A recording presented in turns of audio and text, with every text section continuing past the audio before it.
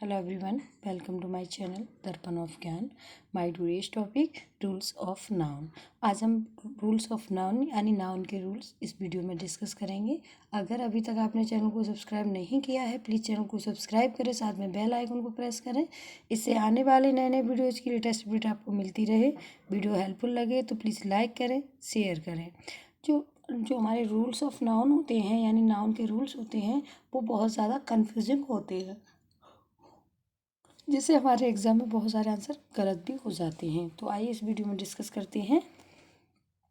Rule number 1, कुछ nouns जो हमारे होते हैं उनके सिंगुलर और प्लूरल में समान रूप रहते हैं। यानी जो कुछ नाउन होते हैं उनके सिंगुलर और प्लूरल दोनों ही रूप समान रहते हैं, जिससे हमें नहीं पता चलता है कि वो हमारा नाउन प्लूरल है या सिंगुलर है। लेकिन इनका नंबर इनके साथ प्रयुक्त होने वाले वर्ब से होता है। अब हमें कैसे पता चलता है ये कि प्लूरल है सिंगुलर है? जो इनके साथ helping verb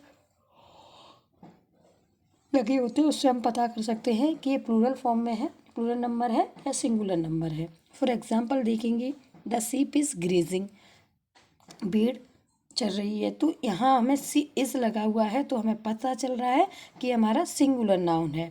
many sheeps are grazing in the field, field में बहुत सारी भेड़ें जो चल रही हैं। तो यहाँ पर हमें हमारी जो आर हेल्पिंग वर्ब लगी हुई है तो उससे हमें पता चलता है कि ये हमारा प्लूरल नाउन है। नेक्स्ट देखेंगे रूल नंबर 2, यदि स्कोर हंड्रेड्स, थाउजेंड्स, डजन्स के पूर्व संख्या होती है तो एस नहीं लगाते हैं, किंतु यदि उनके पूर्व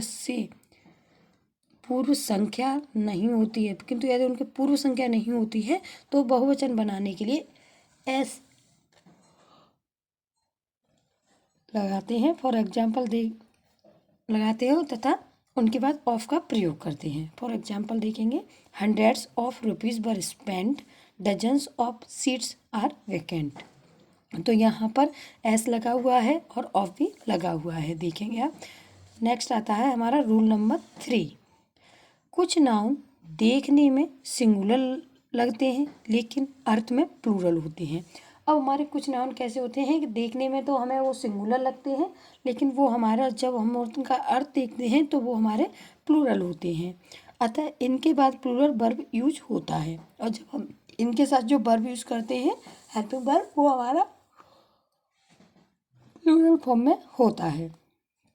जैसे फॉर एग्जाम्पल जैसे people, cattle, poultry, gentry, police, military, public आदि शब्दों में एस नहीं लगाना चाहिए।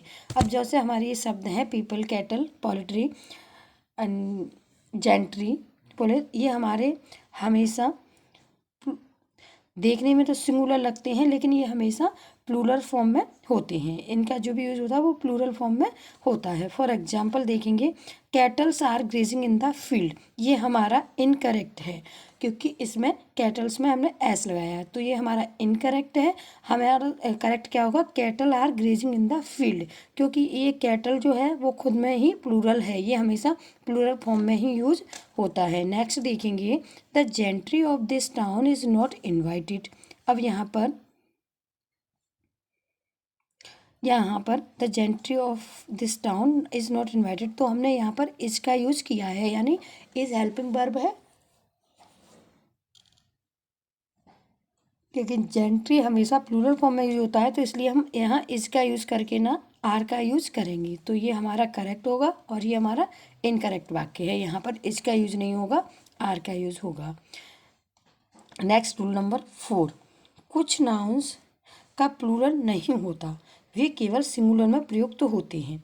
कुछ नाउन्स हमारे ऐसे होते हैं जिनका प्लूरल नहीं होता, उन्हें केवल सिंगुलर में यूज किया जाता है। जैसे कि scenery, furniture, hair, bread, advice, information, luggage, mischief, poetry, machinery, alphabet and news. तो जो हमारे ये फर्नीचर को हम लिखते हैं तो वो हमेशा हमारा सिंगुलर में ही यूज होता है। सीनरी और advice, information, luggage, mischief, poetry, machinery, alphabet, news, ये सभी वर्ड्स हमारे जो होते हैं वो हमेशा सिंगुलर में ही यूज होते हैं। फॉर एग्जांपल देखेंगे, the sceneries of Kashmir are beautiful. तो यहाँ पर हमें सीनरीज इस तरह से प्लूरल नहीं बनाना है। और इसके साथ जो हेल्पिंग वर्ब है वो हमारी आर यूज़ हुई है, यानी प्लूरल यूज़ हुई है, तो ये यहाँ नहीं करनी है, हमें यहाँ इसका यूज़ करना है। और ये सीनरी को भी सिंगुलर में इस तरह से लिखना है। तो ये हमारा इनकरेक्ट सेंटेंस है और ये वाला जो हमारा है वो करेक्ट सेंटेंस है। यहाँ सिंगुलर ही वर्ब का यूज होगा और सिंगुलर ही ये शब्द लिखा जाएगा, यानी वर्ड लिखा जाएगा। नेक्स्ट देखेंगे, इनकरेक्ट सेंटेंस है his hairs have turned grey, उसके बाल ग्रे हो गए। तो ये क्या है, ये हमारा इनकरेक्ट है। हिज हेयर टर्नेड ग्रे, अब हमें हमारा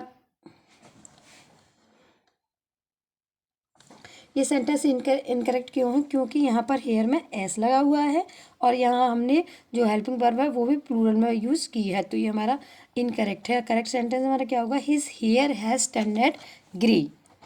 नेक्स्ट है, ही बॉट न्यू मशीनरीज, उसने नई मशीनरीज खरीदी। लेकिन यहाँ पर जो मशीनरीज है इसको हमने प्लूरल बना के लिखा है, लेकिन ये हमेशा इस तरह से यूज होता है मशीनरी, तो यहाँ पर ये वाला हमारा इनकरेक्ट होगा और ये वाला करेक्ट होगा। So thanks a lot for watching my video helpful लगे प्लीज़ लाइक करें, शेयर करें एंड चैनल को सब्सक्राइब करें। Thanks a lot for watching.